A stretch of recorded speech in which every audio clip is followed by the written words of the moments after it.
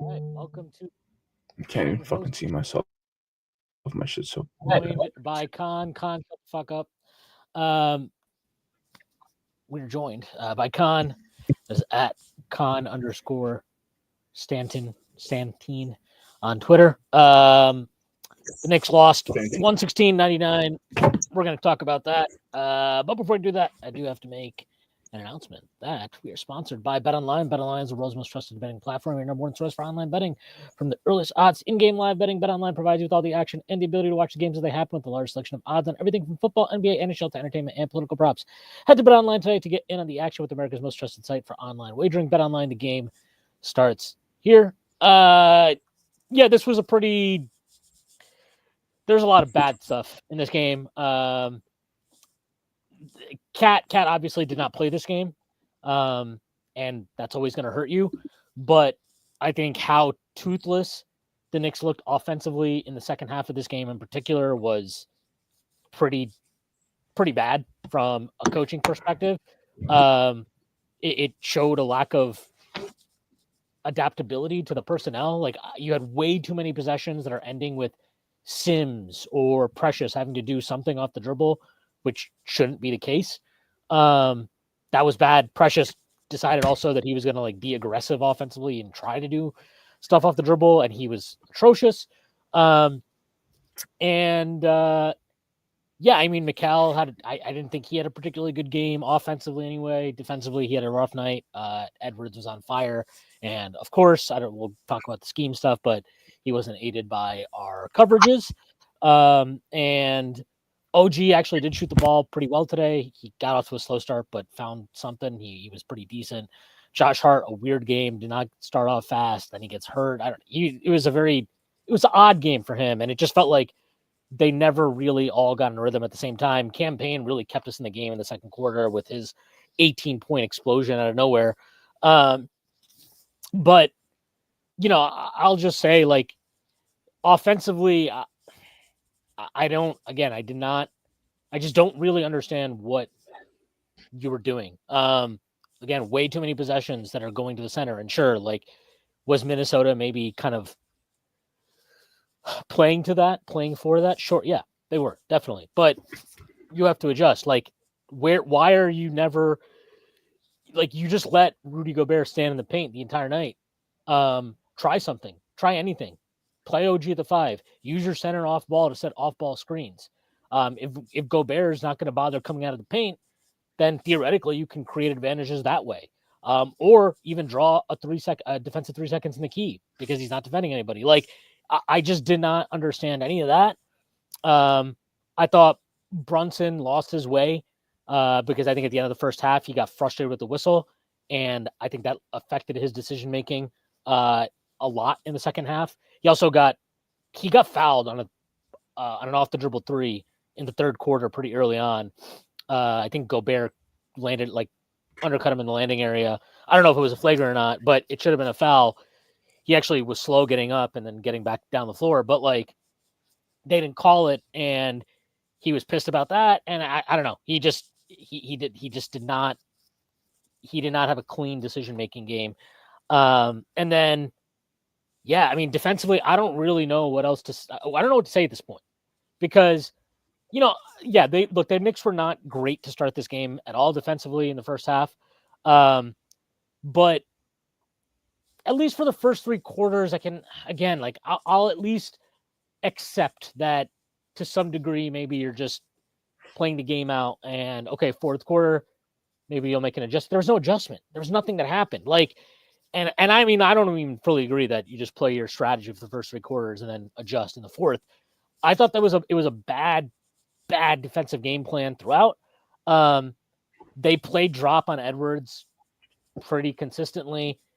He got whatever he wanted. He got easy advantages. He was also on fire from 3, which helped, but you didn't challenge him. You didn't trap him. You didn't throw, you weren't blitzing him. You didn't put pressure on the ball. You didn't speed him up. They didn't speed him up. He was comfortable. He was comfortable. He was comfortable the whole game, and he knew exactly what was coming in the fourth quarter. He knew that they were going to stick and drop, and he fried him. There's a stretch where it's he hits 2 possessions where we're in drop. There's another possession mixed in there where they bring Brunson in the action. Brunson kind of tries to show, but it's pretty ineffective, obviously. He tries to kind of hedge. Edwards is able to get around it, and then he gets downhill. I think that was the and one dunk that he had on Precious. He had another one where we're playing drop, and then Precious kind of he kind of realizes, oh shit, Edwards is about to get a clean look from 3, so he comes up late, and then he's able to feed Gobert easily in the paint, and then Gobert, I think he dumped it off to maybe McDaniels. I don't remember who it was. But he got fouled, I believe, on that, or maybe, I think he got fouled and they went to the free throw line. I think that was the bucket to make it 102-89, or the points to make it 102-89. It was just bad. And then the weak side defense the entire game was terrible. And I just do not, I'll never get it. I will never get why, Deuce McBride as a low man is not going to have an impact at the rim. Why the fuck is he helping off the weak side shooters? There's no point to that. Same thing for Jalen Brunson.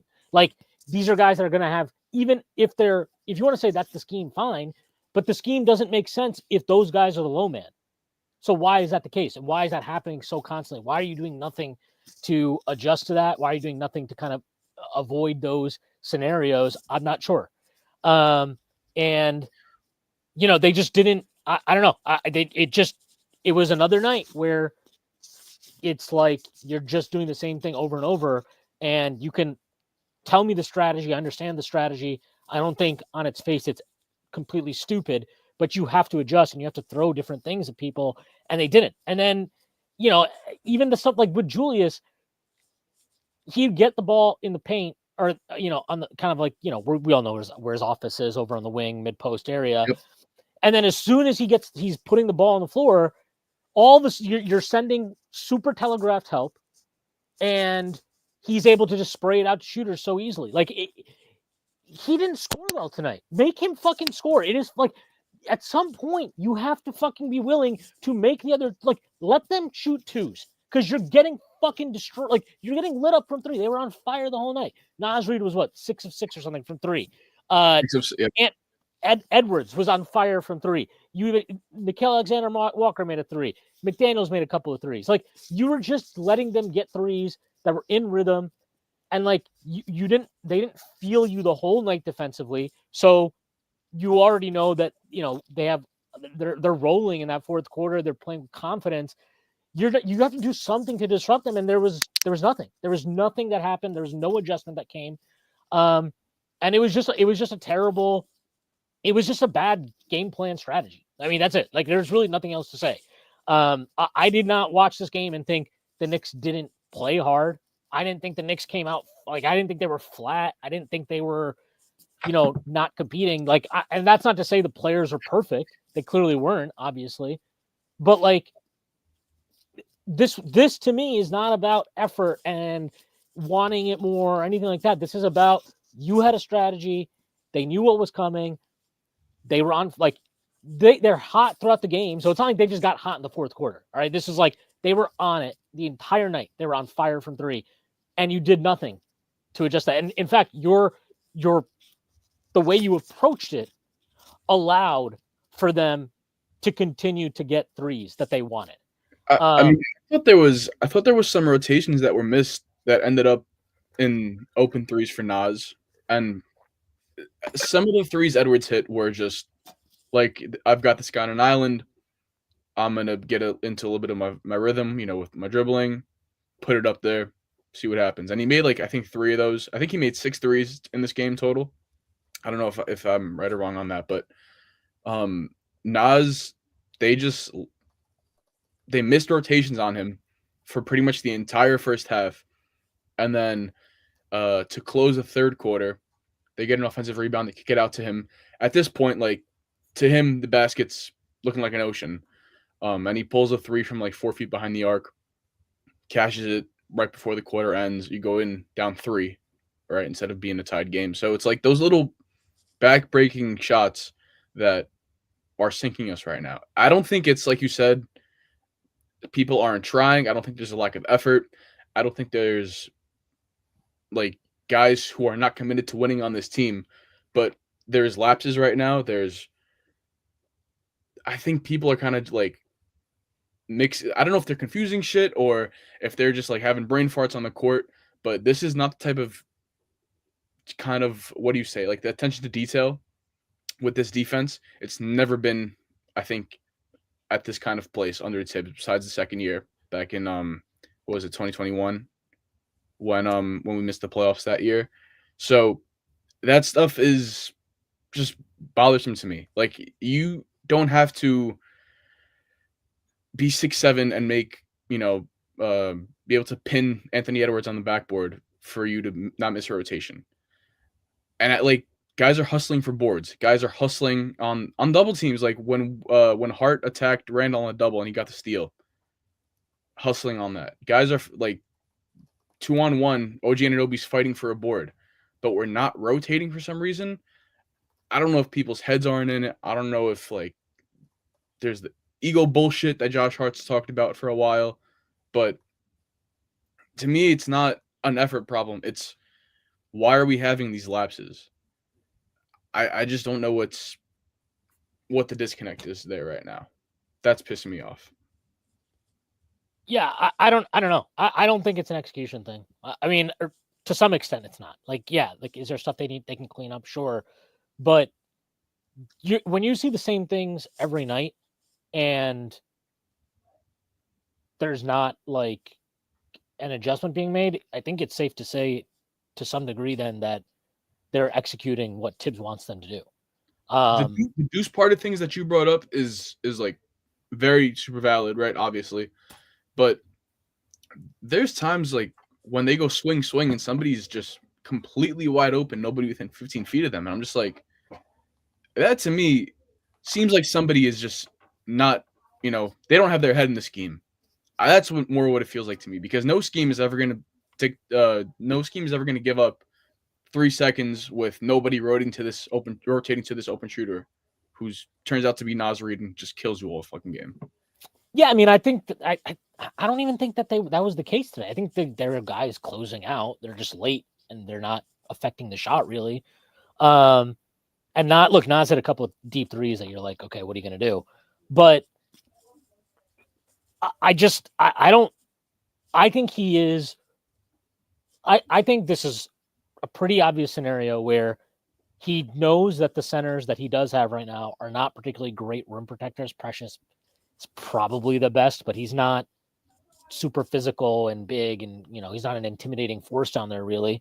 Yeah. And Sims has been better in drop this year, but he's not really a good drop defender. He's not an effective one. And I think because of this, he is totally selling out and having there's so many times where somebody, as soon as they see a drive happening, you get like 3 or 4 guys collapsing on the drive. And then it's just immediately there's a weak side shooter that's open for 3, or whatever it is. And it's just sloppy. And it's like, they can never, they're never really, you never feel confident of like, they're in control of this possession. Like, there's so many possessions where you watched Minnesota today defensively and you felt like everything's in front of them. They know that they're not wildly, they don't really need to crazy rotate right now. They're not out of position. They're comfortable. And the Knicks just never look comfortable. It should not be like, every pick and roll should not be like a fucking nightmare scenario for us. And again, they're not doing enough to challenge ball handlers. Like, you had fucking Dillingham had like 12 turnovers in 2 games in the G League this week. And he comes in tonight and you're just playing drop, and he's able to get loosey goosey, and he gets a couple of assists. He gets a couple of rhythm shots off of rotations. And it's like, I just don't get it. I don't get that. Like, challenge him, be aggressive with him, put pressure on the ball, trap him. This guy hasn't probably never seen a fucking trap in the NBA. Fucking trap him. Just see what happens. Trap Anthony Edwards. He's not a fucking great ball handler.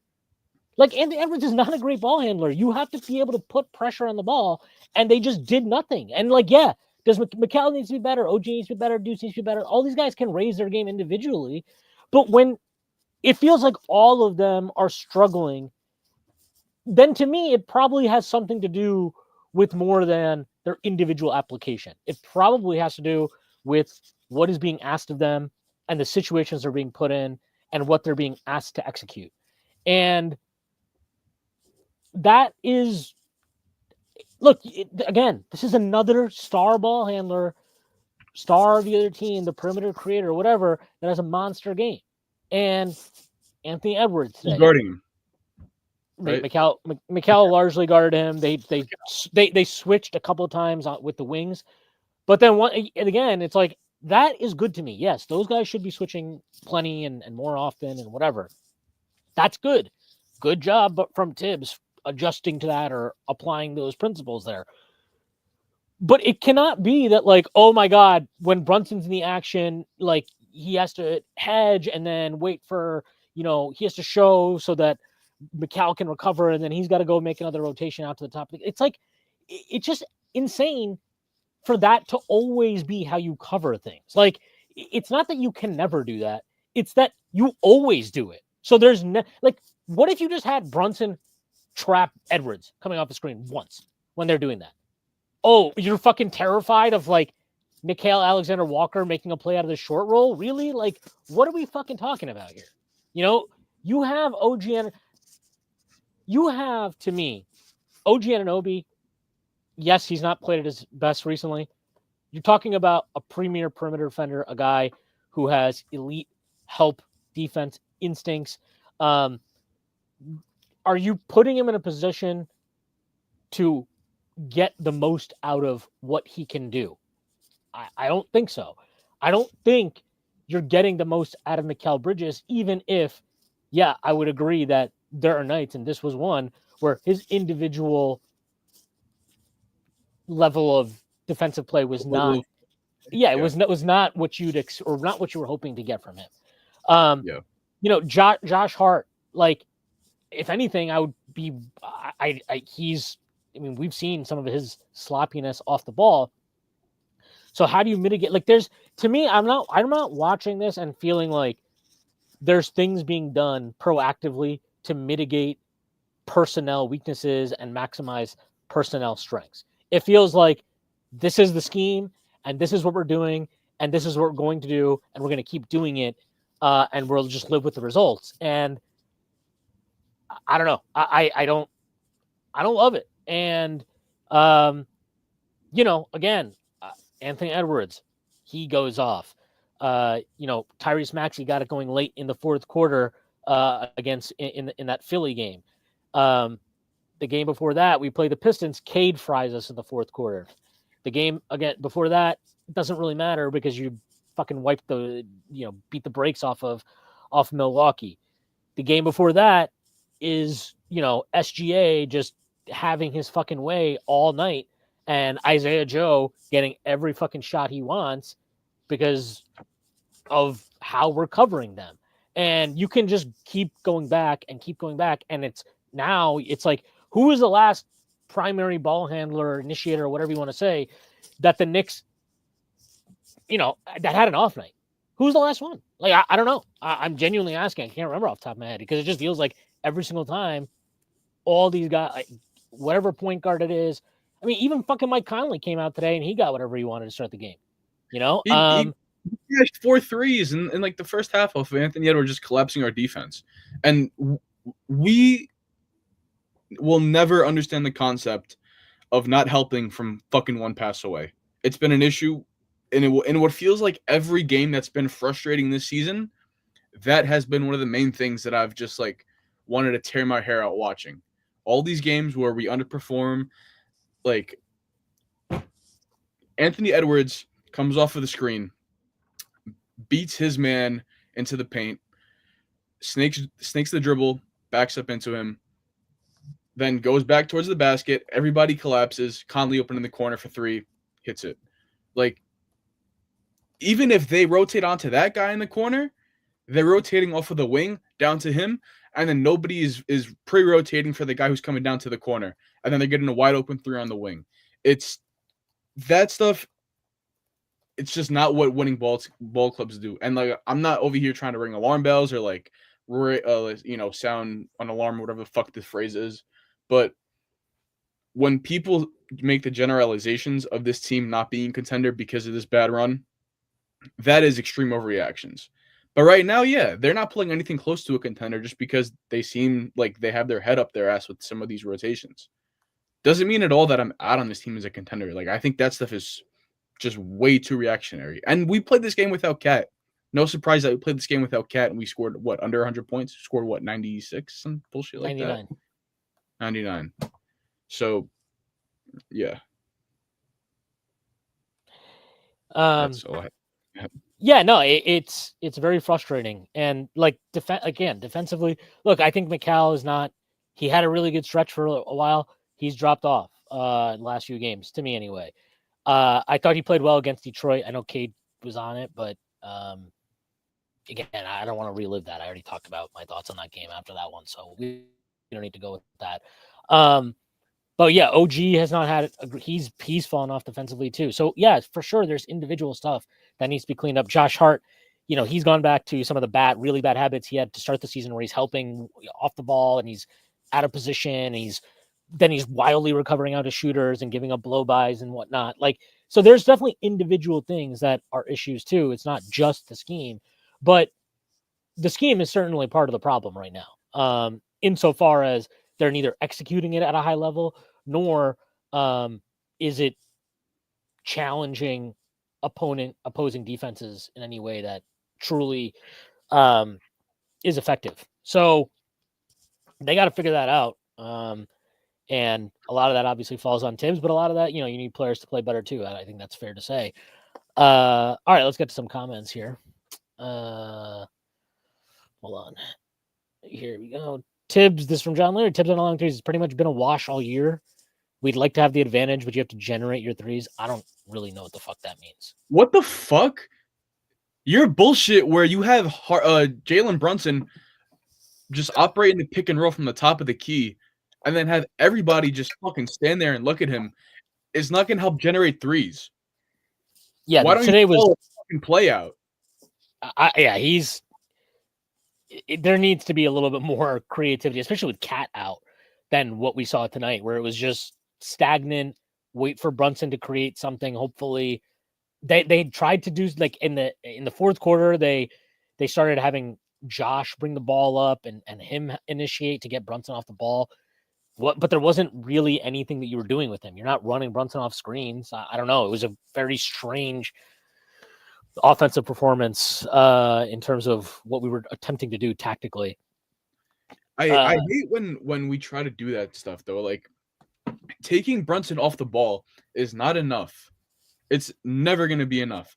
We've noted on here, in addition to watching the actual games, when OG is on a 5, he can survive on defense.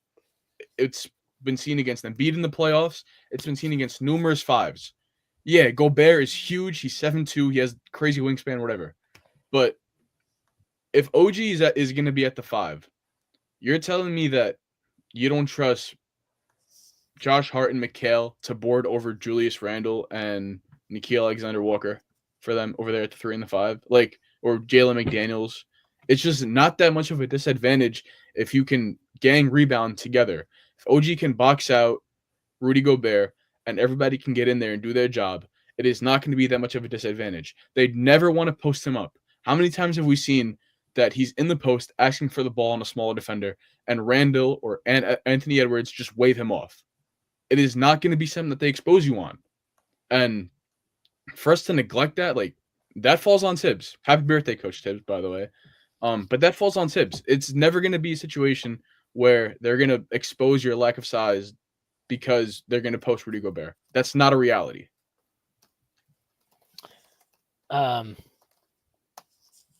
Yeah,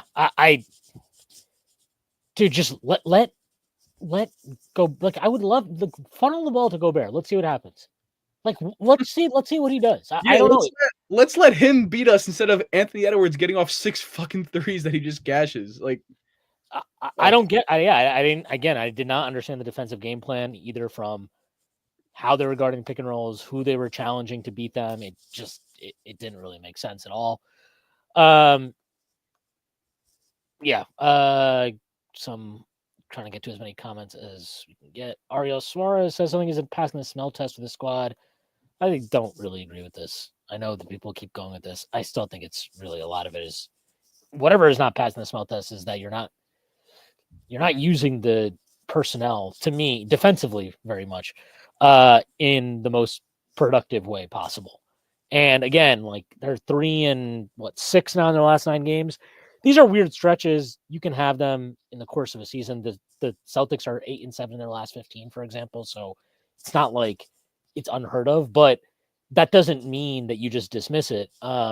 There's definitely issues, and what you want to see is adjustments and attempts being made to fix those issues. And just watching these games, it doesn't feel like that. It feels a lot like it looks like the expectation is for guys to just execute better or execute harder or whatever. And I think that's not, I don't think that's going to work. Like, I don't think it's about just guys need to execute better. I think you've got to seriously look at what you're trying to do. What are you trying to do?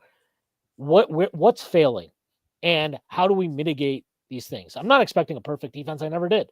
I thought the Knicks' likely ceiling as a defense was going to be something like 12th, something like that. And they got up to, I think, even as high as 11th, I want to say, at one point during December, but they've fallen off here in the last since the calendar turned 2025. They've really fallen off. They've got to figure that out because they can't just be dependent on the offense. It can't just be, well, the offense will bail us out. The offense will bail us out. It's great that they have a great offense. Obviously, today is not a great example of that, but like it's a wonderful thing. But that cannot just be the kind of crutch of what you're hoping for here. Kenny Muir, the Knicks 41% from 3-point line, 88% from the free throw line, and scored less than 100 points. Honestly, they had no chance giving Gobert under the rim all night. Yeah, I mean they didn't do anything to challenge that. Like they didn't do anything to force Gobert out of his comfort zone. They just didn't. And it was very frustrating to watch. How many times did Gobert go to the line today? I think just twice. Right? Yeah. I mean, we didn't even forget getting him out of his comfort zone on defense. We didn't go after him on offense to get him out of his comfort zone there and try to throw him off like, the way guys will try to tire Brunson out on defense to throw him off on offense. Like, we didn't even get him in his own head, maybe see if he has a bad night from the line. Maybe he starts fouling. Like, who knows what the case may be. I know, like, that might be kind of a reach. That might be grasping at straws, but I'm just trying to get creative here. Like, that's if my team is struggling, I might try to think of that. Like, Tibbs did not think of that. And sometimes, like, I just want to see more out of the box stuff from this team. Like, you're down Cat, you're gonna have to do some out of the box stuff to win, regardless of whether the Wolves had Dante or not. Like, it's just the reality. And I thought that a lot of, like, with the 3-point stuff, I was tweeting from the account tonight. I thought Deuce and Hart passed up a decent amount of threes. Like, granted, Hart, most of those that I thought he passed up were after the shoulder injury where he ran into Sims, but Deuce passed up a decent amount of threes, I thought. And I mean, there was that possession in the fourth quarter where it's like OG had an open look at 3. He makes another swing pass. Brunson has open look at 3. yeah, He makes a swing pass to Mikal. Mikal has an open 3. He passes it. Like, shoot the fucking ball. Like, Jesus Christ, shoot the fucking ball. At some point, you have to shoot the fucking ball. It's just frustrating when you see that. Like, it's like overpass. It was overpassing.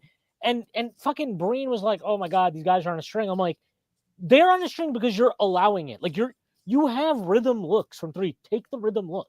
Maybe you're not going to get the most wide open uncontested 3, but those are open 3s for NBA players, especially good shooters like OG Anunoby, Jalen Brunson, Mikal Bridges. Like, those are open 3s. You got to take them. I'm sorry. That had nothing to do with their defense. That was actually one possession where the Knicks got them in rotation and got clean looks, and they just didn't take them.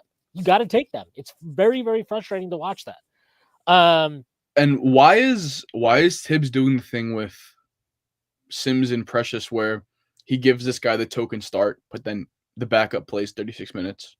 Like, if that's going to be the case, start who you want to start. Like, it's not like him being off the bench is going to hurt his trade value. It's not like Sims coming off the bench is going to bring back one less second-round pick for us. Like, that doesn't make any sense to me. And I thought Sims had his good moments tonight. I thought he had his bad moments tonight, but the start was rough. Randall ripped a rebound out of his hand, kicked it back out for a three. That started the game off. He had a couple times where Gobert like didn't even really beat him for a board, but Gobert just kind of got up in the air and like was fighting for it, and then Sims let it fall out of bounds off of him, and Wolves kept possession. Like, that was a rough start, man. Like, he cannot compete with Gobert. If you're gonna have to compete with Gobert and you're scared of him, you show him. You would show him more respect if you started Precious. So between that and Deuce playing 19 minutes on a day where Cat doesn't play, you can't be that scared of the size on the Wolves to only play Deuce 19 minutes. On a day where Cat's out, Deuce is probably your third best three-point shooter, and he's not on whatever, and he's on the court for less than half the game. It's not computing in my head. Yeah, I don't really get any of this tonight. Shamit again, also he's just not in the rotation all of a sudden. Like, I get it. The bench is not I'm sympathetic to the bench right now is not very good and they don't have the depth. And I get that. I think that's a fair thing to say. You have to fucking let these guys play, man. Campaign, 18 points, 7 of 10 from the field. He played 13 minutes tonight. Like, what are we doing here? What does Campaign have to do to play more than 13 minutes? And yeah, if you want to tell me, well, he can't really play with Brunson, that lineup is small and blah, blah, blah. In normal scenarios, of course, I understand that. It's not a normal scenario. You're shorthanded. Cat's out, right? Cat's out. And if you're not going to play Shannon, then what the fuck? Again, Deuce 19 minutes tonight. I don't get that. I don't get Campaign 13 minutes, but Precious Achua gets 36. And to your point, yeah, if you want to just fucking start Precious and you're going to play him those minutes anyway, then just fucking start him. I never understand this. I always think it's stupid. This has always been a weird thing that Tibbs likes to do, where he starts somebody because he doesn't want to change the rotation. But the rotation tonight made no sense. He started the second. He's so lucky. I think somebody else brought this up. I'm going to read this comment first. Brian Benjamin, thank you for the super chat, 199. Punt for next year. They can't punt. They don't have their pick. They're also 27 and 16. Like, come on. They're 27 and 16. I get that this stretch has been bad. This team is still very good. The team is still very good. I want to bring up this comment. This is it right here. Kenny Mirror, the second quarter lineup of Sims, Achua, Hart was so dumb and got bailed out by Payne being on a heater. Tibbs won't extend the rotation if he's out on you.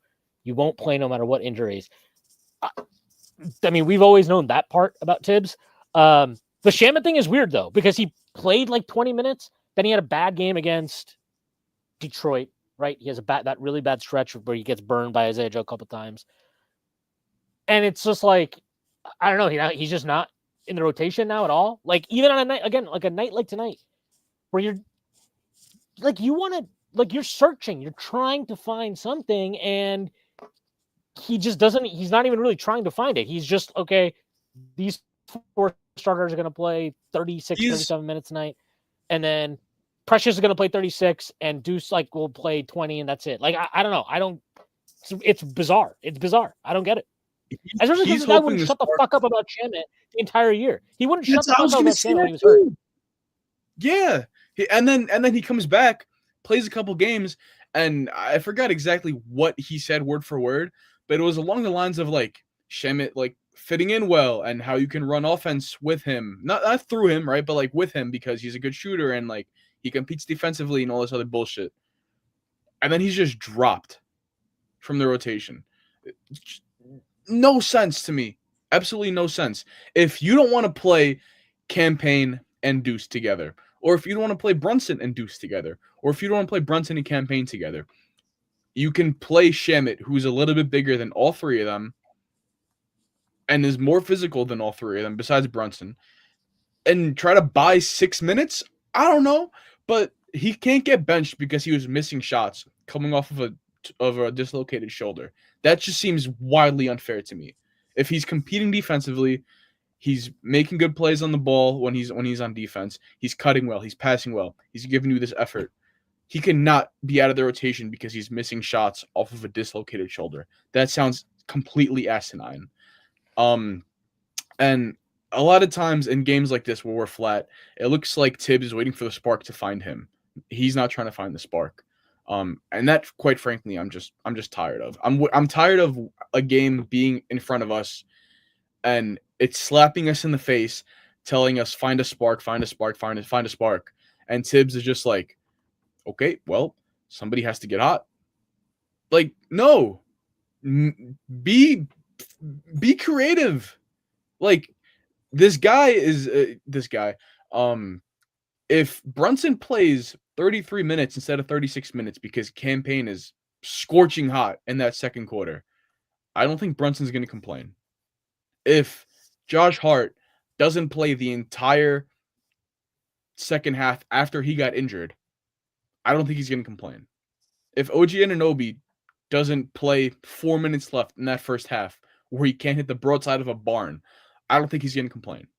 So if you have all these different avenues where, okay, Hart got hurt, we could buy some minutes here. OG's really cold, we can buy some minutes here. In the second half, Mikhail's really cold and he's not bothering Anthony Edwards. Maybe we can buy some minutes here with somebody else who can give us a spark. Like, there's avenues for all these different guys to just take a seat real quick and see if somebody can find something. Instead, he sticks with the guys who are showing you on that night they don't have anything, at least right now in this moment. And it's beyond me.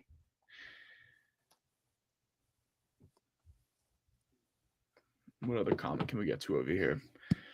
So we had this kind of went to the Nas thing that I was talking about earlier, helping off the wrong shooters from Kenny Mayer. And doubling the post when it's not needed. The league is way too good to allow this many open looks from three. Can't keep chalking up to shooting variance. This goes back to, I'm going to flip this around and apply it to the Knicks a little bit. This kind of goes to what we were saying before about how we need to be shooting more threes and not, constantly just driving and kicking and having them just kind of yo-yo the ball around the court. In a game where Cat is out, you need to get up more threes to make up for what you're missing. And they shot the ball well from three today. They were 14 and 34 from three. Shoot, like, I don't get. There was no reason to stop shooting them. Well, look, you have to produce them. That part I get. I agree. You got to generate threes. There are ways to do that. They didn't, obviously, that Minnesota, credit to them. They did a good job in the second half of cutting off the supply. But even on the occasions where you had opportunities to take them, you're not taking them. So it's a very frustrating thing. And it's been a problem. As good as the offense has been, we've seen various games, various stretches where that continues to be an issue. So I don't know. It's extremely frustrating. The doubling of the post, I don't get it. They are not good at, they don't do it effectively. They telegraph the help, so it's not catching anybody by surprise. They're not effective at putting pressure on the post and making that guy's life hard. Randall was able to step through a couple double teams, which we know he can do, and find shooters pretty easily. OG had one pass away that forced pressure. Like, he was on Anthony Edwards. Okay, he's on Anthony Edwards. Brunson's, I think it was Mikal is in the post defending Julius Randle. Now, is that a mismatch for Julius Randle? Sure. Yeah, it is a mismatch for Julius Randle.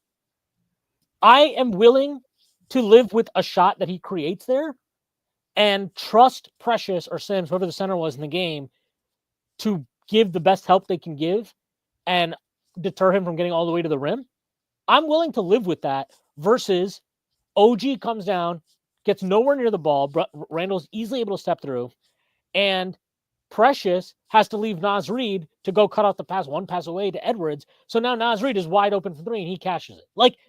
That's just stupid. That is stupid help. That is, and it has to be tactical now because I've seen this from OG so many times this year. So many times in this recent stretch, you see exactly that.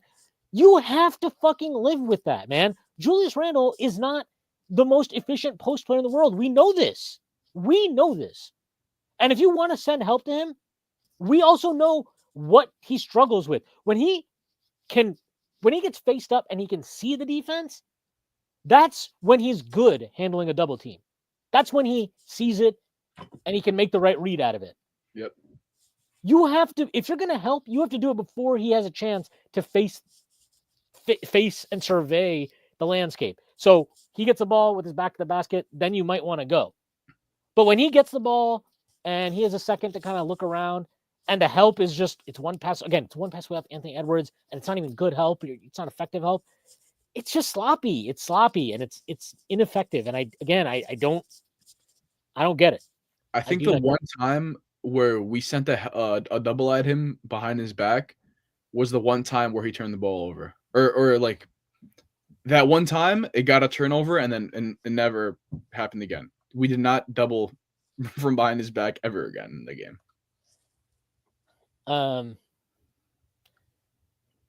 Yeah. We did it like twice, like 2 straight possessions actually, and then it didn't happen again. This is from Jordan Bell posted. This is a quote from Tibbs. We didn't cover the line the way we needed to. Got beat off the dribble. Gave up second shots. Edwards took tough cover, but you have to have the ability to do more than one thing. Naz Reid, we leave him open. He's going to make those Tibbs on a rough fourth. I mean, he's just like describing what happened in the game, but I don't really know. I mean, look, I understand he's probably not going to sit there after the game and like explain in detail what, the tactical view was on things. But I mean, this is just kind of whatever. I'm going to put one up. Oh, no, never mind. We'll talk about that one, then I'll put one up. Yeah. Tay 2 and 2 says, I said it last year, this team's second most valuable player was Mitchell Robinson. The defense was never sound. They did finish second, or not second. They were a top 10 defense last year. I think they were 9th in defense rating at the end of last year. I do agree. Their defense really fell off after Julius and OG went down for an extended period of time. It felt like they were never really solid on that end after that. Even when OG got back, yes, he helped defensively, but they were still living off their offense. And so now you're talking about nearly a calendar year at this point. What, Julius gets hurt and OG gets hurt in the same game. That was on January 22nd, I believe, of 2024. So you're almost talking about a full calendar year at this point where it feels like the Knicks defense is sloppy and it is not clean. They were not good defensively in the playoffs. I brought that up at the time. It was actually a main concern I had about, I love Dante. I think Dante had a great year for us, obviously, but really how viable is Dante and Jalen Brunson together in a backcourt if you're trying to compete? I don't know. And I know, and I understand people's frustration, and I get it, and I think it's valid. Where it's kind of like, it feels like the defense has fallen off. I mean, I guess you can say that, but to me, they've been in a bit of a defensive decline now for a while. And even last year, if you really think about it, right, before we traded for OG, I don't think anybody felt like our defense was particularly great. It was good. It was okay, but it wasn't particularly great. I don't even know what they were ranked when they traded for OG. But then they trade for OG. They're great that month, right? They're just dominating everybody. But then they get hurt, and then the defensive slippage was real. And I got to say, I didn't bring this up, but I do want to bring this up. One of the main things that happened last year, or at various points last year, right? Obviously you're mixing and matching with all the different injuries we had, so you can understand some weird combinations getting played, suboptimal lineups and stuff like that. But we all remember in February, he's playing Precious next to Hartenstein, and it just was bad. It was a bad group, and the offense was brutal. Obviously, with Josh Hart at the 3-2, and Josh Hart had a bad shooting year last year. Like, it was a bad lineup. And then he sucked it up, put Deuce in the starting lineup, and the defense was, there were nights they got hurt on the glass, and the defense wasn't great because you're giving up size. But offensively, you were at least, your spacing is better. Everything was easier. You could feel it, you could see it, and that was a good adjustment he made. I think it was only for like 7 or 8 games because then OG comes back, but it was good. And you were like, okay, he's not doing the weird too big thing that clearly sucks. So to do it tonight again, to just have a lineup out there where it's Precious and Sims together, it's just like, what the fuck are we doing? It's like, did you forget? Like, because we saw this, we already have proof of concept. And that's with Hartenstein. Precious next to Hartenstein didn't work. We think Precious next to fucking Sims is going to work? Like, come on, man. Like, it's just, these are bad decisions. And right now, Tibbs is in one of his stretches where he's just kind of doing whatever. And it doesn't feel like it's working great. And he's got to figure it out. He's got to figure out things that make sense. He's got to, he's really got to clean up some of these rotations. The rotations the last few games, too, have just felt like there's no consistency. And it's very weird because we know one of the things with Tibbs, if anything, is that he's usually very consistent with what he wants the rotations to be. But now we're just, I don't even know what the rotations are going to be night to night. I never know. And it's not a great place to be in. I wanted to put up one comment just because I think the fan base has to hear this. Rick James says, when are fans going to stop saying, but we're in third place? I think people need, as critical as we've been on this post game, as frustrating as it's been to watch the skid, people need to remember this is a really, really, really, really, really good basketball team. This is a top 5 team in the NBA. They are not up there with the Thunder and the Celtics just yet. Like, they have to prove that shit, and they're not proving it right now, right? Like, I fully understand that. But this is a game without Cat. This is a team that is not used to playing without Cat now. And when you're without Cat, you also have to realize the guys who were here last year were playing with Hartenstein. Now he's not there either. You're moving Sims into the starting lineup. Deuce is not playing the minutes he should be. Like, some of those things they're not used to the situation that we're in tonight. Some of those are coaching fixes, right? Whatever the case may be. But this team, when things are clicking, is still really, really good. And I think they're still the second best team in the East. I know Cleveland has sorted some things out, and their rotations have been better. They've gotten some improvement from Mobley that is super valuable to them. But I still think push comes to shove, I would take this Knicks team over Cleveland in a playoff series. And I think people really need to pump the brakes on saying that this team isn't that good, or who cares if we're the 3 seed. There's teams below us, like the Bucks, who we just dismantled. We just absolutely smoked the Bucks. And I'm pretty sure nobody says the Bucks aren't a good team. Right? Like the Bucks from, I think it was game 12 or so of the season after they started off 0-8. Forgot what their record was when they really started turning it around. But point is, they had one of those stretches, and now they're a top 4 seed, so they've been on a real heater since that rough stretch to the time where they played us. And we beat them by 30 points.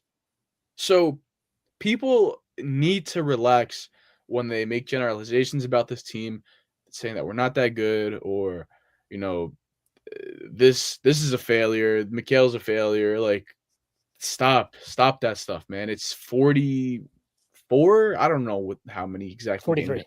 43. 43 games in, and we were talking about how this core is going to be in place for 5-ish, whatever the case may be, years. Chill out. Yeah, I mean, they are in third place, so that's just reality. And I think it's important to be critical of the stuff that needs to improve, which we're doing, and the stuff they're struggling with right now. Again, they're 3-6 in their last 9, so I don't think anybody's sitting here oh, everything's perfect, we don't need to worry about anything. But everything also doesn't suck, and not everything is bad, and I don't think they need to punt the season or blow it up. I actually saw somebody tweet out during the game against Philly. Somebody tweeted blow this team up, and it's what are we doing? What are we talking about here? We're 43 games into it. They're 27-16. Yes, they've had bad moments for sure, and that is it's no question that it needs and should be better at times, but it's not. We're not there yet. This is not like the Phoenix Suns situation, so let's pump the brakes a little bit. But I do get the frustration. I understand the frustration. I sympathize with the frustration. Nobody likes to watch losing, right? I get that, but everything that you said before, it should trump over it. Kenny Mary says, I don't get never trying a zone. Cleveland won the game at OKC, going to it in the 4th. As a defense, you want to make offense have to think teams don't have to against us. I agree. I don't get it. And look, at this point, it's safe to say he's never going to do it. It's what year? This is his 5th year as coach of the Knicks. I honestly don't remember a single time we've played zone. If we have, maybe it was like some one-off possession out of a timeout in a very, very specific situation. But it's never been like a let's play 3 straight possessions and see what happens. And to your point today, maybe it would help. Maybe it wouldn't, but you won't know until you try. And it's the not trying, which is frustrating. It's not just the zone, right? It's various things. It's like, hey, why don't we try OG at the 5? Why don't we ever try different things? Like, this is a night where your offense is stuck in mud. Okay. So let's try something. Let's just try to open up the floor here. Let's try OG at the 5, right? Like, let's try different things. And there really wasn't much effort in terms of attempting anything new, and forcing Minnesota into, to your point, like having to think and adjust to a different thing. Mars Jetson, Josh Hart gave a transition 3 to Conley and then was late to close out on Reed. He has a habit of doing this, especially when they play the Hawks and the rookie was hitting mad threes. Look, Josh, again, like Mikal, like OG, he's in a bit of a defensive slump right now, but there's not much to say other than he's got to be better. He's got to be more locked in. And this is why, like, look, I'm always sympathetic to, his kind of fuck ups because he puts so much into the game and you're asking him to do a lot in terms of his rebounding, in terms of pushing the tempo, pushing the pace in transition, those kind of things. You're asking a lot of him. So I'm sympathetic to his slippage at times defensively, but it's got to be better than this. And it's just a matter of like cleaning up the details. And again, I said this after the Detroit game, but right now they're not executing the details.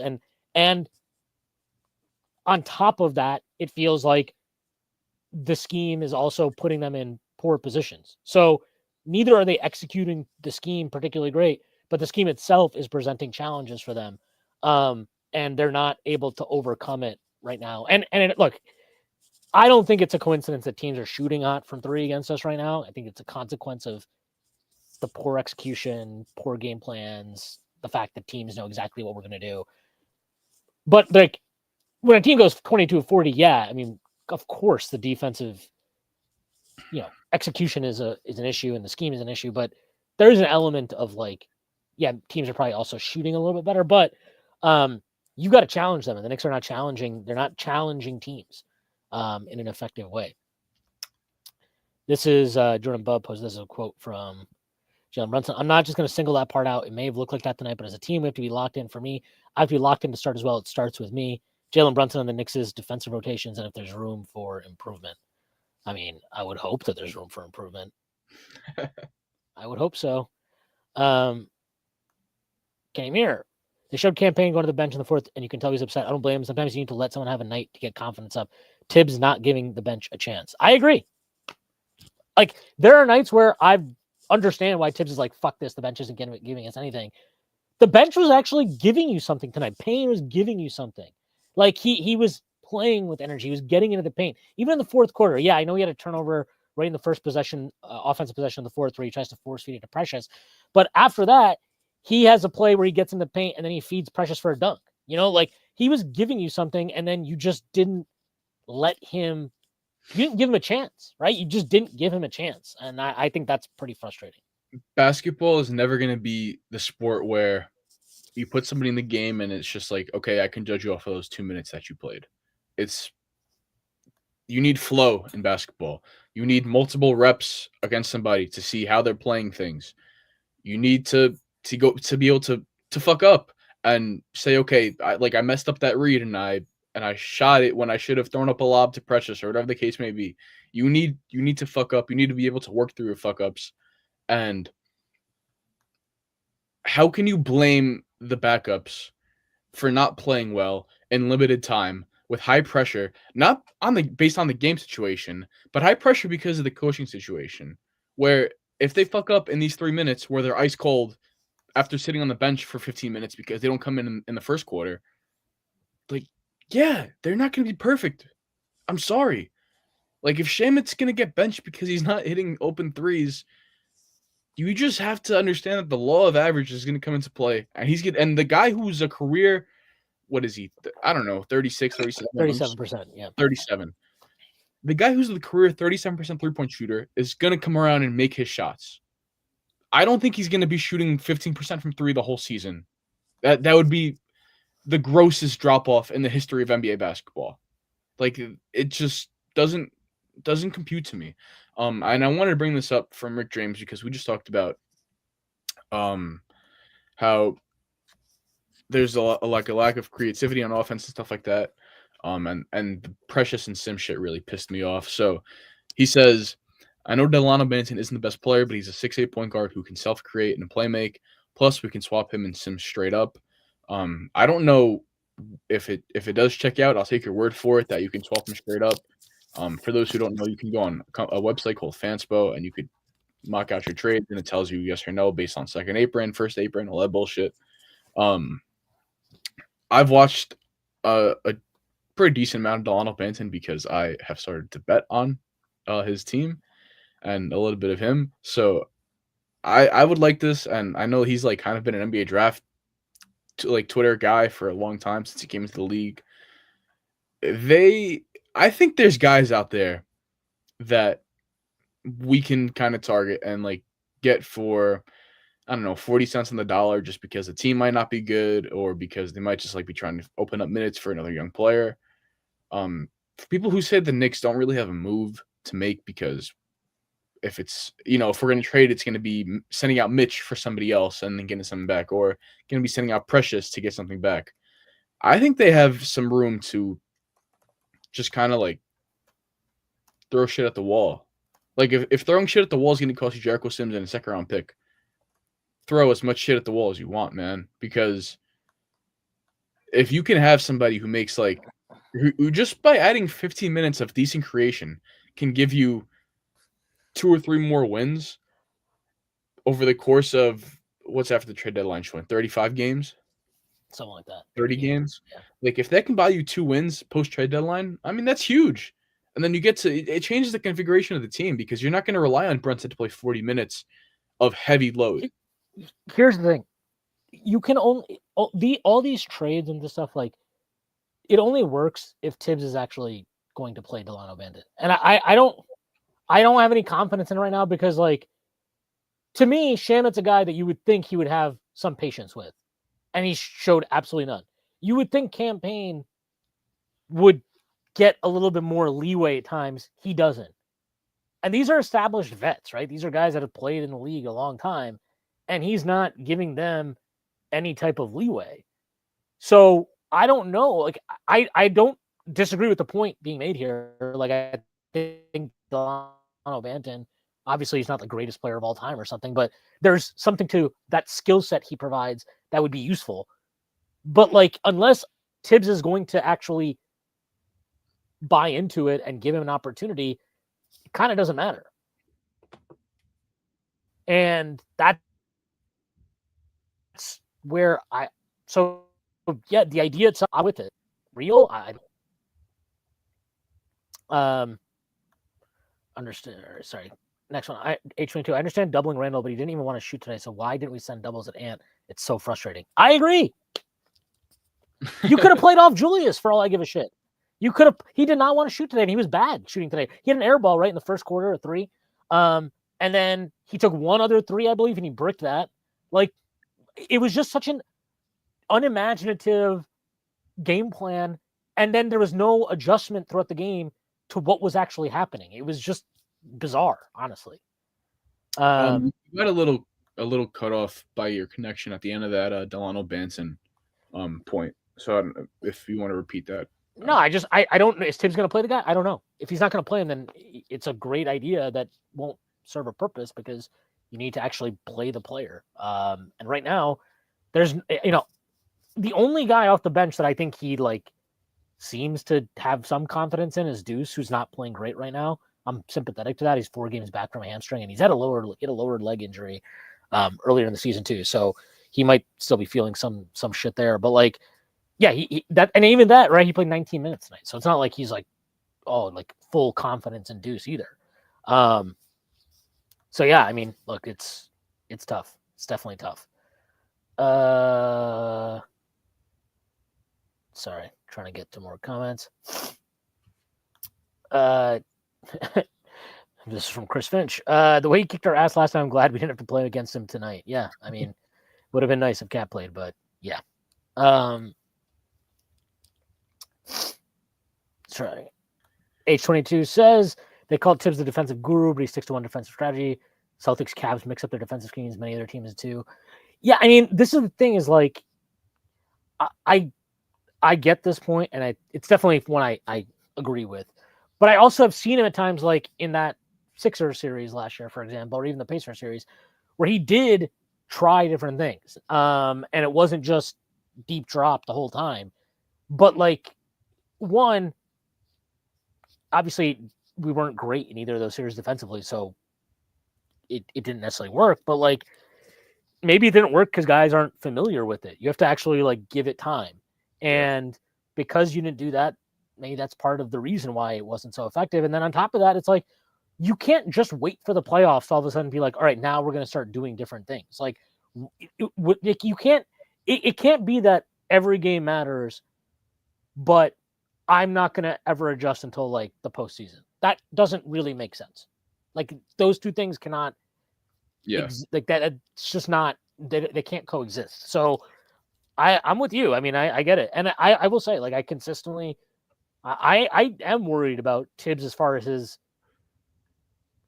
I think he understands the value of the three and all that shit, but he definitely consistently, everything that we've seen make it seem like he's way more focused on restricting shots at the rim as much as he can, to the point where it's like, that's why he plays drop. Okay.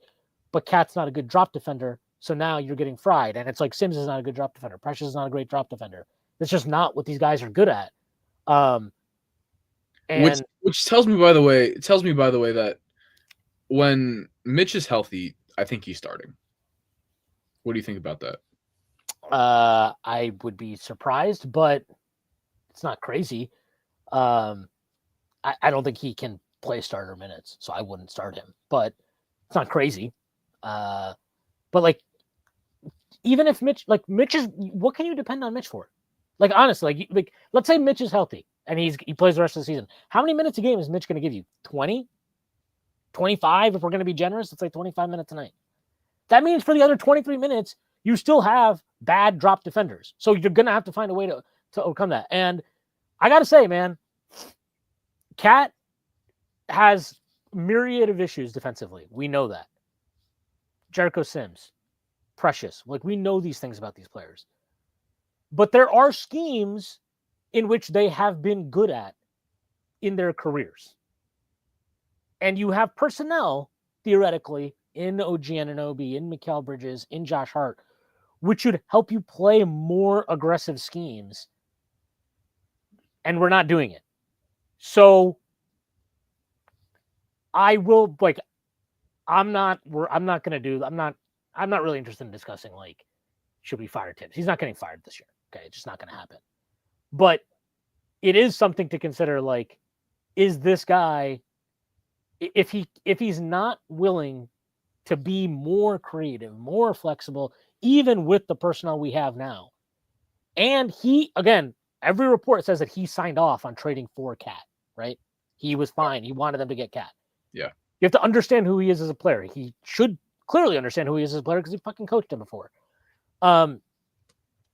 Given that, like, if he's still so focused on his belief that drop coverage is the right thing and it's the best thing and whatever, that's something you really have to consider long term. Like, again, I don't think he's going to get fired anytime this season. I also would be surprised if he gets fired after the season, but I don't even want to entertain that shit right now. Yeah, but it's definitely like, whatever I mean, we don't need to agree on, is he going to get fired? Should he get fired or whatever? But if you can't, I think everybody, even if you support Tom Thibodeau and you support what he's doing and you think that he can turn around and he is the right coach for this team long term or whatever, you have to admit that, like, there is a lack of willingness to adjust his scheme to match the personnel that we're seeing on display this season. Yeah. And that is concerning. For sure, that is concerning long term. Schwinn, what do you think about this from Kenny Mayer? Kelly Oubre is coming home in 3 weeks. Mikhail, OG, Cat, Oubre. Leon Rose is going to get all the guys who Schwinn has shit on. Here's the thing. Mikhail, Cat, OG, these guys have actually been efficient scorers in their career. And they've all been varying levels of good in their career. Kelly Oubre is not good. Like, I really don't. I mean, I get that. I guess he's like playing hard, which is cool. Let me read off some fun stats about Kelly Oubre. Okay. Here's some fun stuff about Kelly Oubre. Kelly Oubre, in his career, minus 2.6 on court, minus 3.6 on off. For his career, again, for his career, this is a guy who shoots 32.5% from three. He has a 54 true shooting. This is for his career. This is not a player who matters. Like, Kelly Oubre is not going to come here and, again, I don't even know what proof I have or why I should believe that Kelly Oubre would get Tom Thibodeau's approval to play more than 3 minutes a night or something. So, look, if they went and got Kelly Oubre, cool. I would not expect him to have much serious impact. And, I mean, doesn't he make like right around the salary range where we can't trade for him? Like, doesn't he make like, I'm gonna look this up. I think he makes like $12 million or some shit. Am I wrong? Mm-hmm. I'm gonna look it up. Kelly Oubre Jr. on Spotrac. He's making $8 million, and he has a player option for next season. So, first of all, I don't want him to fucking opt into that.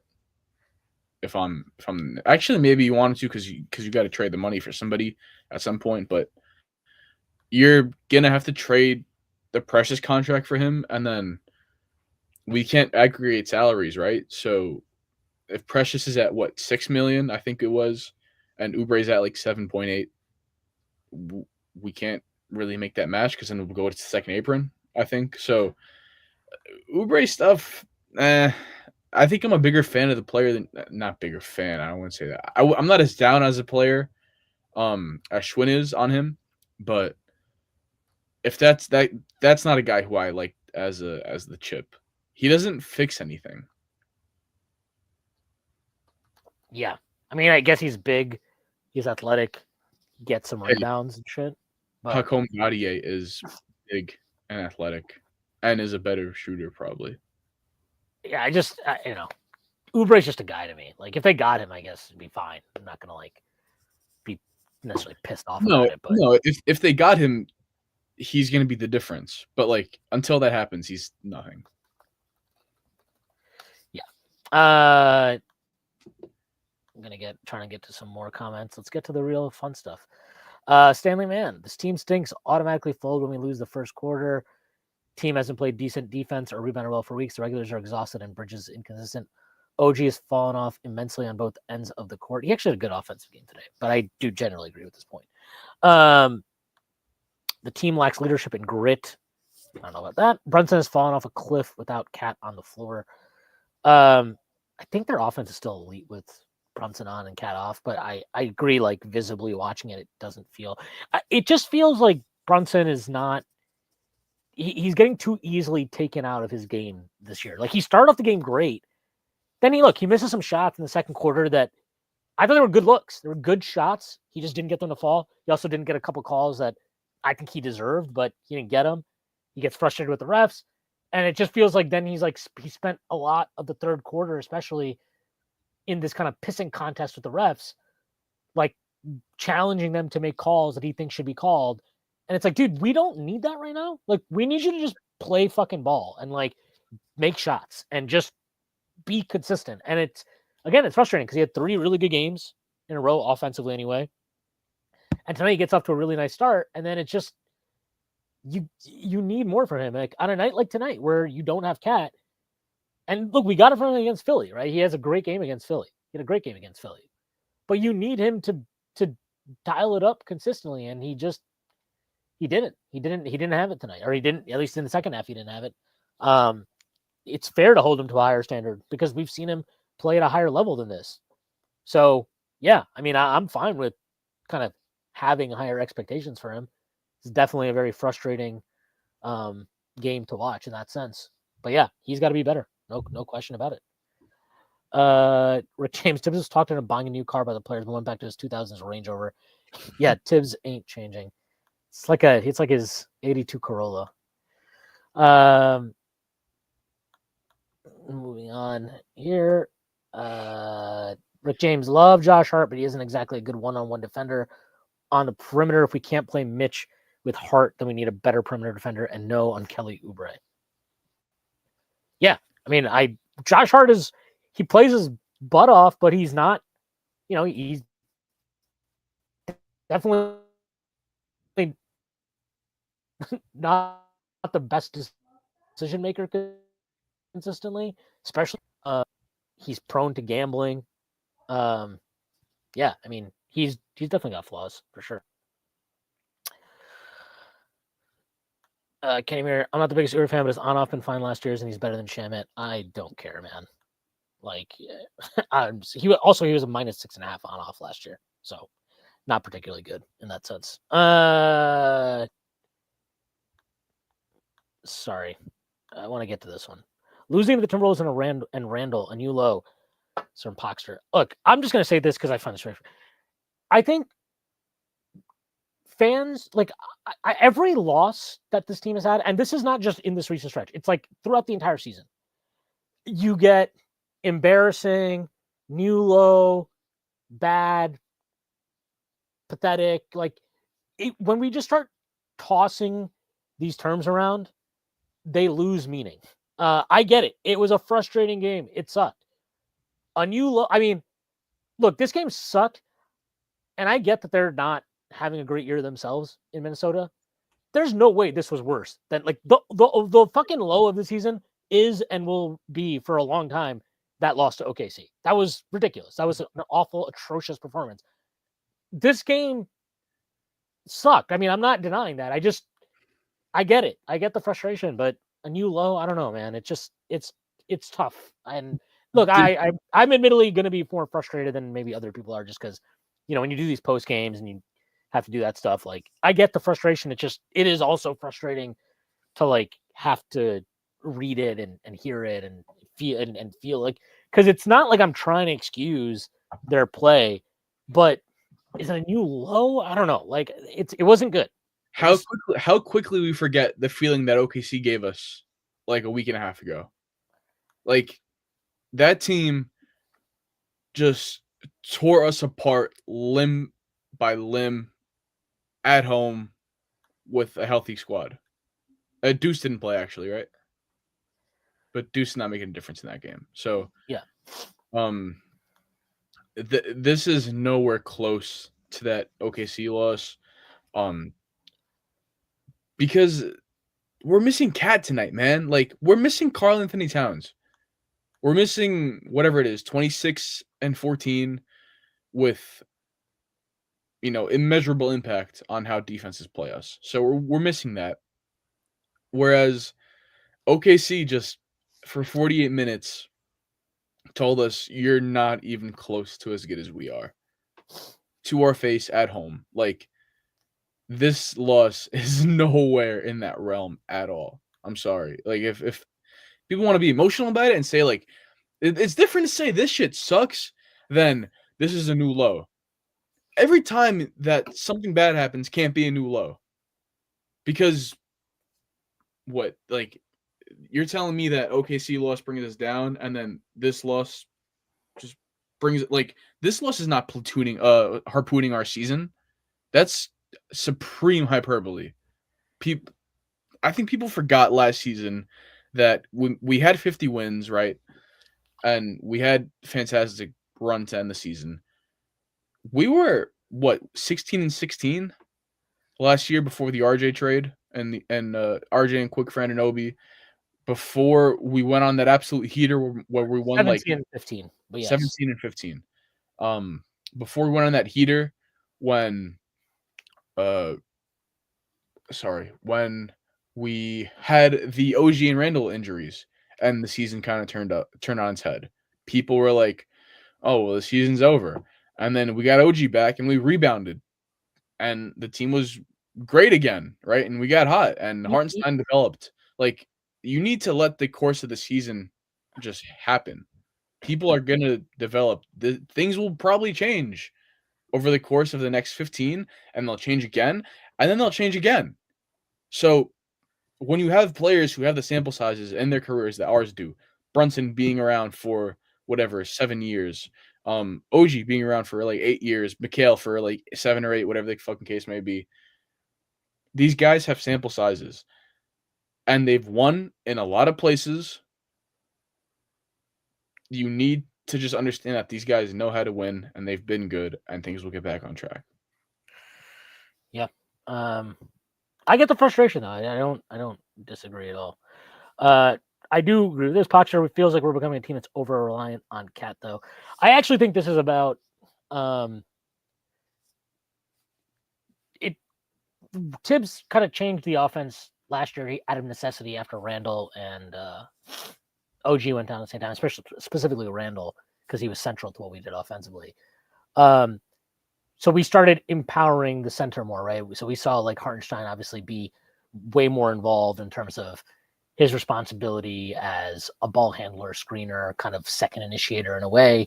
And to some extent, I think that informed their decision to trade for Cat. Obviously, we've seen a lot of similar actions being run with Cat. Cat is more dynamic offensively, so he can leverage things in different ways. But I mean, you can see that tonight where you're running the same actions that you run when Cat's on the floor, but it's Precious and it's Sims. And it's like, you can't just run the same thing because they're not the same player. And I will say, I've talked about this before in terms of Jokic and Embiid. Also, when you have a superstar offensive center, those teams tend to consistently, you'll see almost all of these teams, right? Man, if we could just fix our backup center minutes, it's so much better. It's really hard because a superstar offensive center changes the geometry of the floor in a very, very specific way, and opens things up in a way that a role player center never will. And when you don't have that player and you don't have anybody that can really approximate the skill set, you basically have to play a different offense when they're off the floor. So it is just weird and it's different for those teams consistently. Obviously, if we still had Hartenstein, this would not be an issue because he'd be like, "Oh, Cat's not playing great. We can just have Hartenstein be the center." But Hartenstein's not here, and it was never a possibility, obviously, because he chose to sign with OKC. So it's not like the Knicks passed up on keeping Hartenstein. Unfortunately, it's that Hartenstein got an offer he couldn't refuse and he took it, and that's really frustrating. I think that's a lot of where this frustration comes from because you know the positions and the things you can see it. You can see what we need. And it's like, how are we going to get that? I don't have the answer for that. The front office probably doesn't have the answer yet. I'm sure they're trying to find solutions. They're making plans to address things in the long term. But right now, they don't have them. And, it's definitely frustrating. I totally understand the frustration for sure. Honda 184 says Mitch could work in the lineup. OG can go back to small forward and McCall can go back to shooting guard. Then Hart come off the bench, which would help them. Again, don't hate the idea. I just don't know how you can depend on Mitchell Robinson for anything more than, honestly, I think if the guy gets up to a level where he's able to play 20 minutes a night, that would be stupendous. And I'm not banking on that. I think you're talking about a 15-minute a night guy when he gets back. Could you start him? Sure. It's just very tricky to kind of figure out the rotations after that point if you have a 15-minute starter, but it's possible. It's definitely possible. I'm trying to see if we missed anything that we want to get to. I don't think there was when I looked. Yeah, I think that's about it. You want to talk about this from Jordan Bubbs, Sims with switch and Precious of switching and trapping? I mean, they should be switching more with those guys. I don't really know what else to say. Switch, I mean, you can blitz with, again, I've brought this up before. In 2021-22, we played a game against the Nets where the Knicks in the fourth quarter, like you had Sims trapping Durant, because I think Kyrie was out. So KD was basically running the offense the entire game. He was trapping KD at the top, and they're getting the ball out of his hands, and then obviously Sims would have to recover, and he actually did a pretty good job. Knicks made a good, decent comeback. They couldn't finish it off because that season sucked. But like, so when you see stuff like I can go back and vividly remember stuff like that, and then you watch this game today and you don't see an attempt at that. I don't fully get it. And I saw somebody. I'm not going to go find the comment, but I saw somebody in here raise like, are we missing Johnny Bryant? I've seen that brought up in our Discord a few times. I think Paul has mentioned it a few times. It's possible. Like it's possible that maybe some of these interesting tweaks and adjustments that were made in past seasons, maybe you can chalk that up to some extent to Johnny Bryant. I don't want to say being the mastermind, but at least maybe being able to. He can get into Tibbs' ear. Yeah, maybe he's somebody who had Tibbs' ear and got him to do things and try things that maybe he wouldn't have tried otherwise, and maybe he doesn't have that on the staff right now. Because it is an older staff. So this could be a thing where they need to get some new blood, young blood, in this team because, I mean, look, the base strategy is just, it's fine if that's your base strategy, but it cannot just be what you do 85% of the time, 90% of the time, or whatever. And you can't leave adjustments so late that you don't try anything. It's very frustrating. So I totally get everybody's frustration. All right. I think that's easy. Good for us. Yeah. Yeah, it's a good place to end this. Thank you to everybody that rocked out with us in the comments today. Really appreciate it. I understand everybody's frustration. So if you think I was trying to dismiss anything you said, or I am not, I just trying to give my point of view. So, Con, anything you want to plug before you get out of here? As always, Strictly NFL Pod is available on the Patreon $9 tier. For those interested, actually recording with Schwinn tomorrow. So we're gonna cover all the playoffs and maybe we'll talk Giants. I do want to hear Schwinn's Giants thoughts. So there's that for all interested football fans.